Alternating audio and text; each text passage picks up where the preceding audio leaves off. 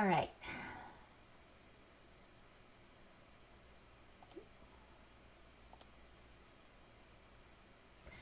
All right. This is Yay Emacs 35, I think. Let me go check. And today I want to very quickly go. Hang on a second. Where is this? I think it's 35. Yeah, okay. Yay Emacs 35. Today I want to do a quick reaction to Linkarzu, Christian Arzu's reaction to my video with Prot about Emacs newbie experience and starter kits, because I'm guessing responding in video is the thing to do so that people can play it back and respond on their channel instead of just having to read my words out from the text from the blog post that I wrote. Anyhow, yeah, so when I got back yesterday, my husband is like, yeah, you know, this video by Linkarzu was reacting to your video about newbies and starter kits. My husband uses NeoVim, so you know, I guess that's how he came across the video. It got suggested to him. I said, cool, cool, cool. So I listened to some of it, and then I got Whisper to transcribe the rest of it because it's a long video, and so here I am. I have about 10 or 15 minutes before I need to get ready for something else. So we're just going to do the highlights. So that video, Newbies and Starter Kits, is not actually a video for newbies about starter kits. It's a little confusing, I know, but I wanted to experiment with having coaching sessions with Prot and talking about some of the topics, especially for the Emacs Carnival, a kind of monthly series of interesting blog post topics that people can write about or make videos on or whatever. Anyway, the topic for that month was newbies and starter kits. So I wanted to pick his brain about the things that we could do to make the newcomer experience better.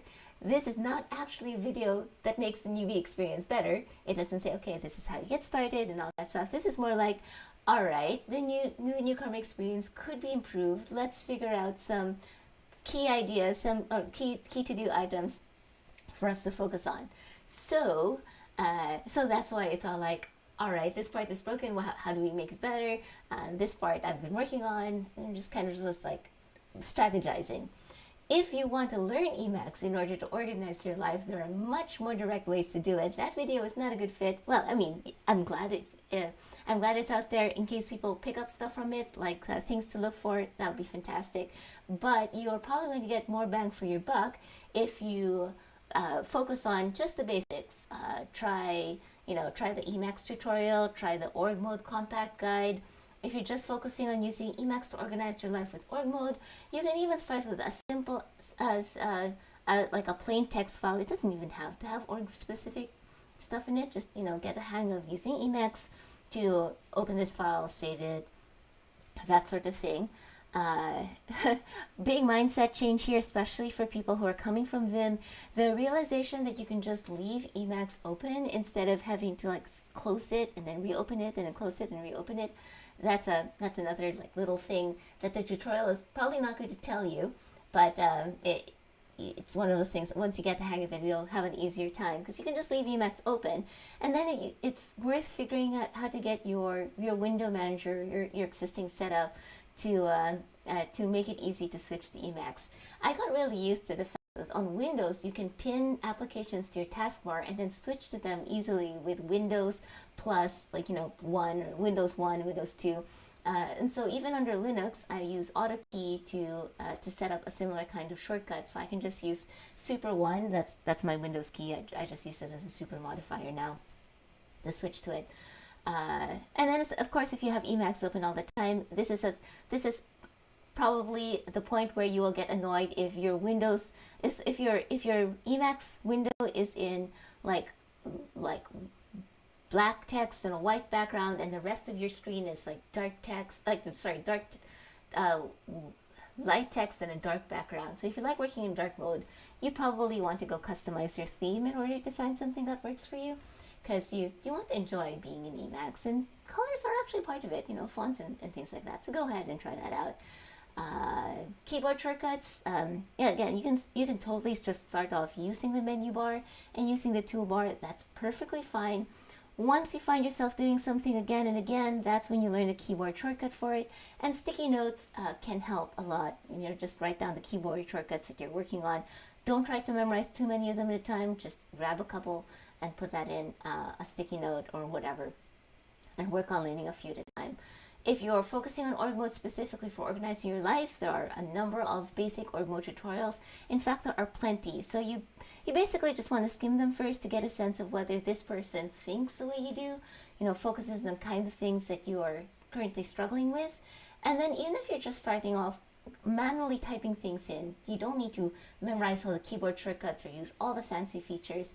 Just start by typing them in, learn maybe subheadings, using tab to expand and collapse things. And then as you gradually get annoyed with doing things by hand, that's when you learn the keyboard shortcuts for them. So feel free to switch things around depending on where the friction is.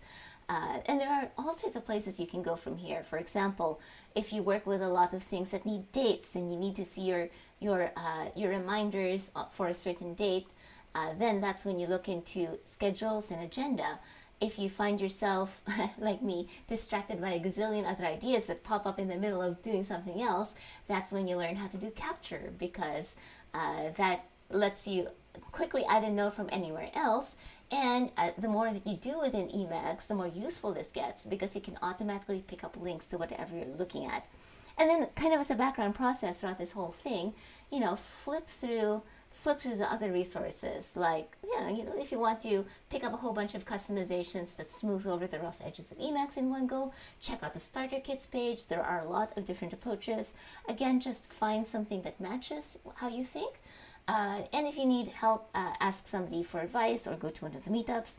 As Linkarzu mentions in his video, Prot does coaching for a very affordable sum. Go ahead and pick someone's brain. So yeah, learning Emacs with people, this is something that I think is actually a really good idea, because translating what you want into Emacs terms can be challenging. I mean, certainly one approach that you can do is you can read everything, and then you pick up the terminology along the way. Which is a little challenging, because as a newcomer, you might not even know if this is what you want, or you have a hard time imagining how the pieces work together. So definitely recommend talking to somebody. Paying somebody to talk to them is a great way to remove the embarrassment of like asking for this kind of like help and attention. Yeah, so definitely go for that if you want to. And Prot has mentioned that he's totally okay with people live streaming it, of course, and doing it in private if they want to. That's totally fine. And the reason why I think that talking to people is a great way to learn Emacs is because, yes, on one hand, we don't want like every week or every couple of days there's a post on the Emacs subreddit from a new user, and sometimes it looks like they've done their homework. They can say what they've tried, and they can talk about where they're getting stuck. And sometimes it's kind of a low effort. Oh, I'm completely new to this. Convince me why I should change. The stuff that's very low effort doesn't tend to inspire a lot of people to respond to them, because it's low effort, right? Why are you going to ask for an hour of someone's time to pay attention to you and to draw out what you want through questions and all that stuff? It helps if you can show what effort you've put into it. But once you've done that, once you know how to ask a question to show that you're not just dropping it on people and expecting them to spend their time and attention on you. You want to give back your understanding as well. The talking to people and the back and forth as you figure things out, especially in conversation, because you get a lot tighter of a feedback loop than you do if it's just the forum posts that might take a day or two to get a reply. So yeah, good idea. Talk to people, because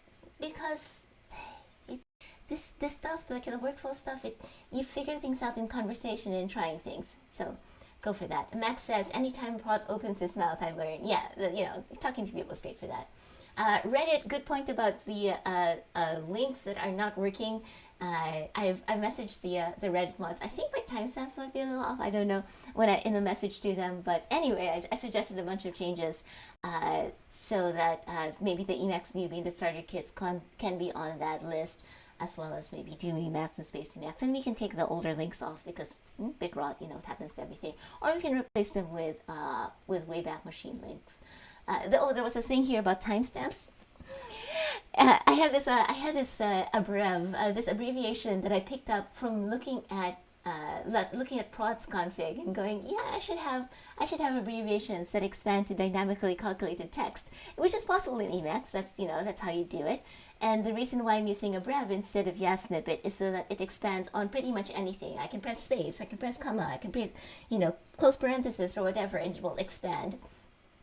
But I also wanted to share the bigger picture, that this little thing that lets me insert timestamps also lets me then go back and convert all those timestamps into offsets from the time that the live stream started, which probably doesn't matter to anybody else. Like, I don't know lots of people who would use this code, but I love being able to just quickly come up with chapter markers so that in case I wanted to jump back into something in the video, or in case I feel like nobody else is going to have the patience to listen to the whole thing, the chapter comments are right there, even before I have the chance to transcribe the whole video. Like the standard transcripts that you can get from YouTube take a while to kick in. I think it only gets processed within a day or something like that.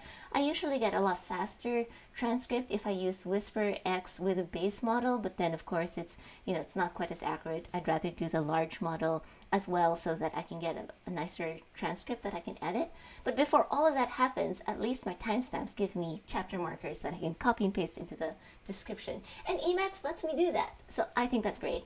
Timestamps are fantastic. I use them for all sorts of things, even including, scheduling this live stream. I do not like having to deal with a web interface for anything. So I have an Emacs list function that schedules this timestamp based on the thing that I had. Anyhow, last thing I wanted to squeeze in before I need to start getting ready for my French lessons is my evil plan. So Linkarzu was like, why is she doing this? Kind of suspicious. And it's really just because it's fun.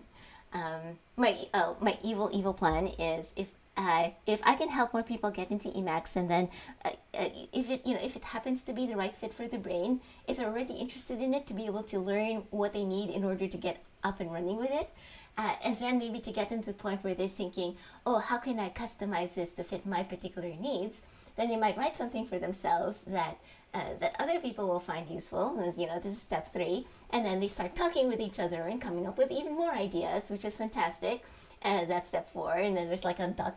here. And then step 5 is years down the line, I'm going to try to do something crazy. And if I search on the internet and I find someone who's already done it, then that's already a win, right? So I'm just planning ahead here. That if we have a lot of people helping out and trying things out for themselves and making a great tool that fits their needs particularly. Okay, yes, I gotta get ready soon. Then who knows where that goes? I love the conversations that happen. I love the things that people come up with, and that's my evil plan. So there you go. I don't know if Christian is going to need to play this back at 1.25 speed. I think that would be even. I tried to talk pretty quickly because I'm trying to squeeze a lot of ideas in. Anyway, the video is there. The notes are there, and I just wanted to drop that in so that in case he feels like clipping things or reacting to things further, it's sort of available in text form. I mean, and audio, video form, whatever. But I gotta go get more French into my brain now. So thank you all for hanging out. Notes are on my webpage under this Reactive Session, Prot, Newbies, and Starter Kits Emacs video Linkarzu. And I hope I managed to catch the next live stream where he does the last 10 minutes of the video or whatever. But I'm definitely watching the rest of his series on getting started with Emacs with great interest because it's always fun to see people learning out loud. Anyway, okay, with that, I am going to stop streaming and start